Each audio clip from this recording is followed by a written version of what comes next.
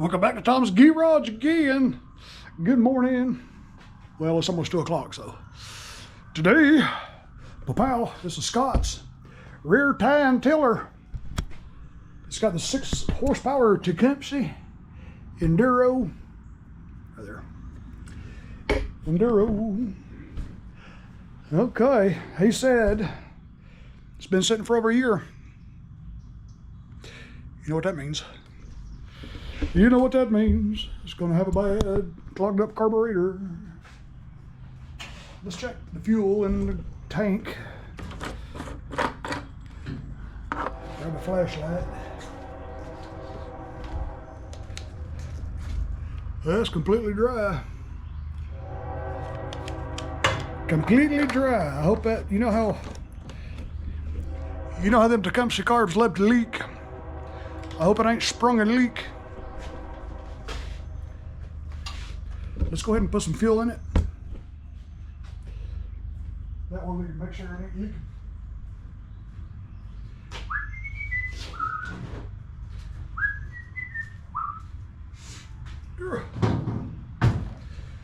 Ooh.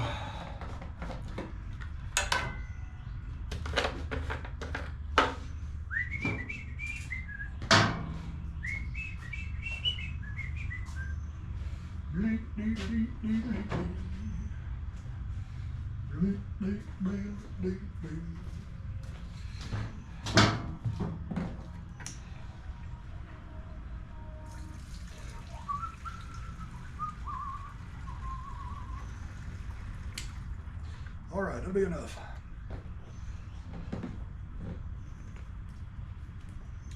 All right. All right.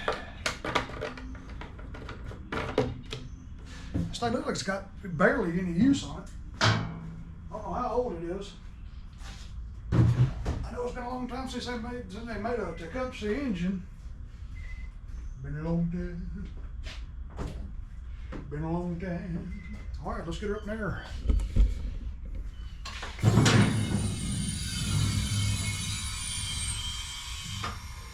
Okay.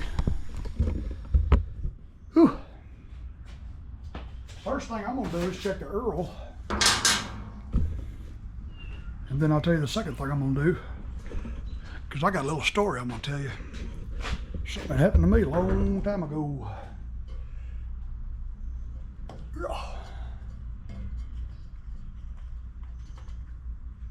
Oh yeah, it's full.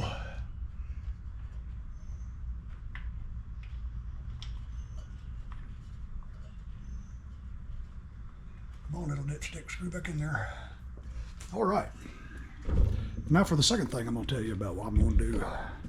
Being out here in this shop by myself, I don't like working on crazy, dangerous stuff like that. I don't like doing it, not being by myself. Nobody can hear me screaming out here.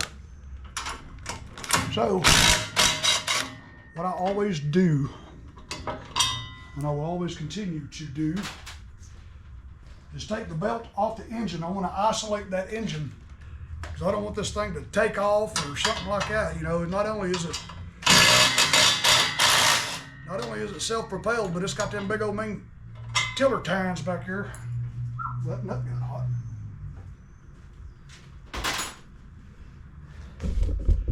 So I always take that belt off. Ooh, look at the cobwebs in there. All right, this one's got reverse. You pull this back. This is to engage the drive and the tines. Right there, this belt. Pull this one back and that will engage. Oh, look at that. That's on the wrong side of that. Looks like it's been like that for a while too. Huh, that ain't good. Gotta fix that. That goes inside there. It do. But I always have to put safety first. Now I'll tell you a little story. Back in the early 90s, that building across the street over there I used to work in, used to be a heavy equipment mechanic. It's a plumbing company now over there. I'll show you. Perfect timing for a train. I'll show you. That big building right there, back in the early 90s, you can see the big garage door. That big bay right there would bring stuff in. We had a diesel-powered walk-behind asphalt roller that's been sitting in the bushes for a long time, so we drug that thing out, sandblasted it, painted it, gonna get it ready to just sell it because nobody wanted to rent it no more. It had a big diesel engine and a big roller, but it had a big long handle coming off the back of it, and it had a forward and reverse control. So we got that thing painted, we got it ready to go, got it serviced up, got all the rust and stuff off of it, changed the oil fluids, all that. And we fired that thing without realizing the cable was broke at the transmission and it was in reverse. That thing took off and you were not going to stop it because we didn't know why it was rolling and it was moving.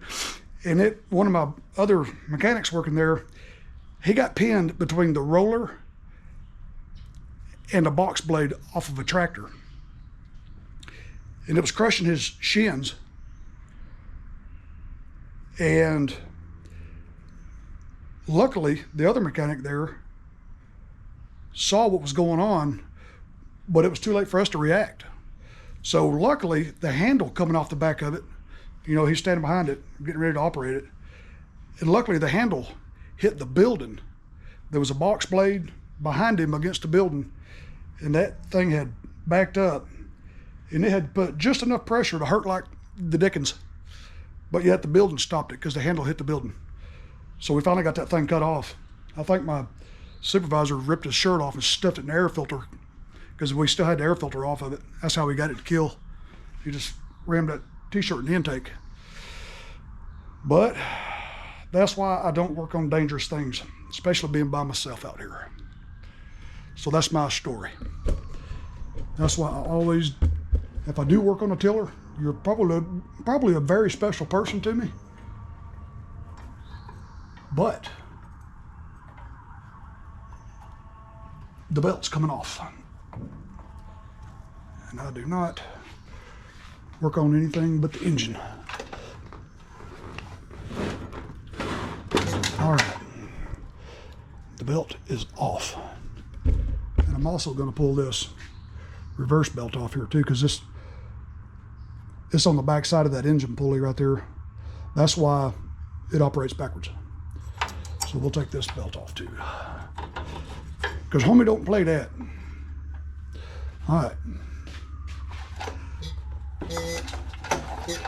Okay. The engine's completely free. I feel safe to work on it now. Well, that's good because it ain't leaking yet.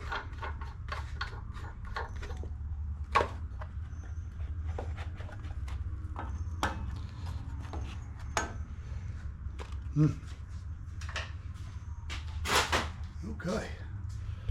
Let's see what we got here. What do we have? What do we have? What do we have? Okay, here's the manual choke. Here's the throttle. It's got a picture of a rabbit and a turtle in the air filter. So you know, up is throttle up.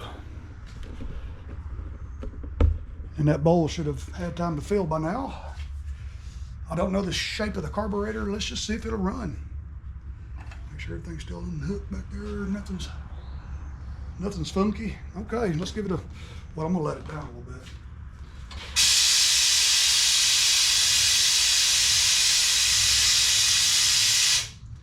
If something does happen, it won't have that far to fall. Whatever it's gonna do. Let me let it down some more.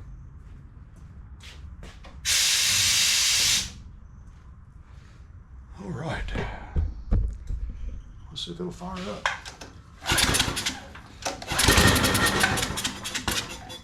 Hey, crank.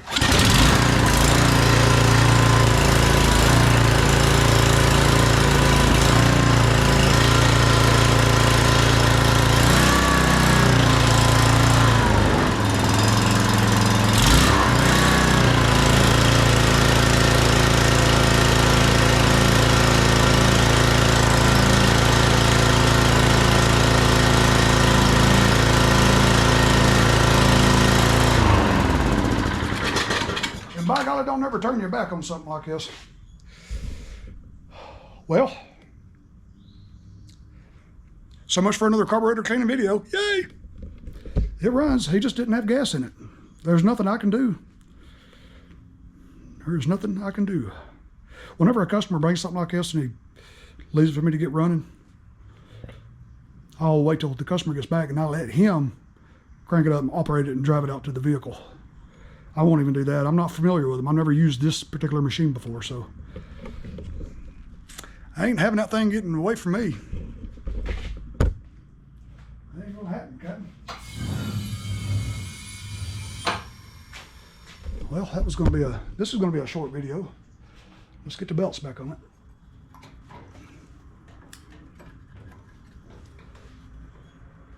Make sure we get in the right part of the pulley. I just felt something fuzzy. What was it? Make sure I ain't putting my hand in the creepy crawly nest somewhere. Make sure ain't nothing down there gonna get me. Okay, I don't see nothing. I don't like getting run over and I don't like getting bit by nothing. We'll just see if we can get this belt slid back on here. I just get it up and around that pulley right there. There we go. Get my finger in there and try to ease it on there. Well, I'd hate to have to change these belts. Ain't nothing. Make sure that's still off. I'm gonna unplug this spark plug. Make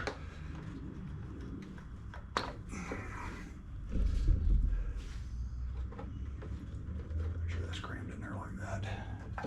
Just gonna rotate the engine.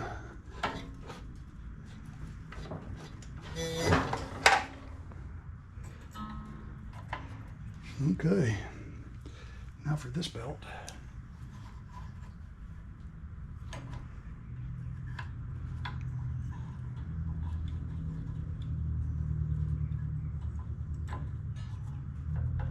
Just got it over like that. Uh-oh. Mommy! Okay, let's finish getting this belt back on. There's a straight belt finger on this side and on this side too, but this one's curved in. It's probably curved in for a reason. I'm gonna see if I can, without having to pull that thing loose, I'm gonna get a screwdriver and see if I can squeeze that belt in there. There we go. I would imagine that's how that goes. See how I was holding it up?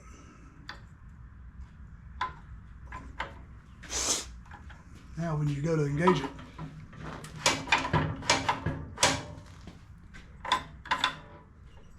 all right. Now we'll put the cover back on. Well, I'll tell you, this was an easy job, wasn't it? Just put some gas in it and tell them to come get this thing out of my way. Put the air filter back in there.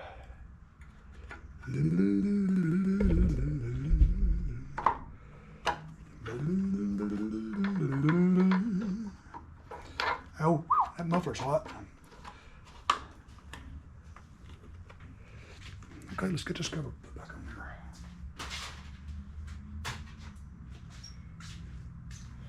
One of these nuts felt like it was stripped. It wasn't tight.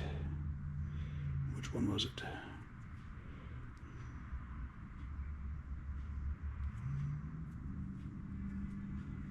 Huh.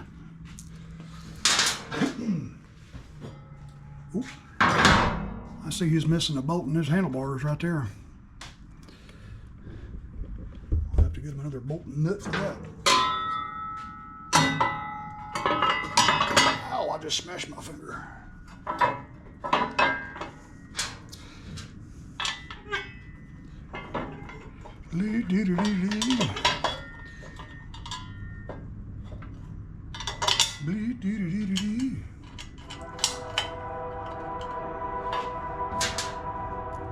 I hear the train go.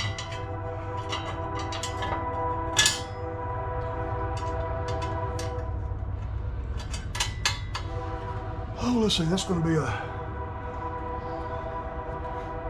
3/8 bolt. These are 5/16, therefore they're 1/2 inch. That's a 3/8 bolt, therefore it's a 9/16. And then right here you see you got a 1/4 20, which is a 7/16.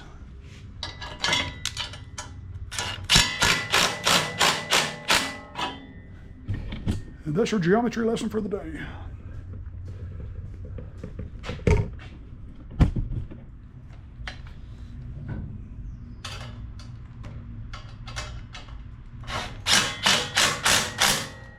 Okay.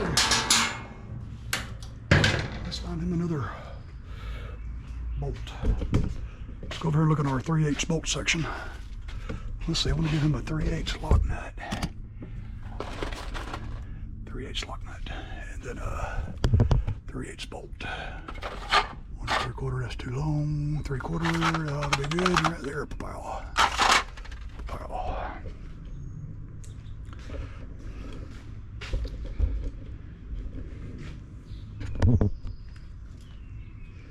See if we can get this in there without having to loosen the other one. There it goes. Ooh. Let me change sockets.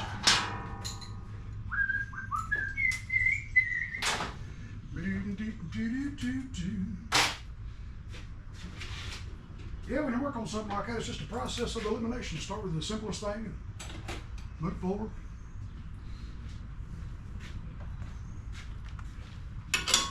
Turns out we didn't have to do nothing with this thing except replace this missing bolt.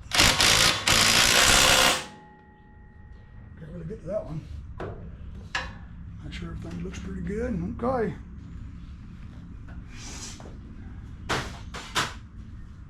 Oh, gotta plug that spark plug back in. You know I love forgetting to do that. I ain't cranking this thing again. All right, boys and girls. Thanks for watching another Tom Lobby video.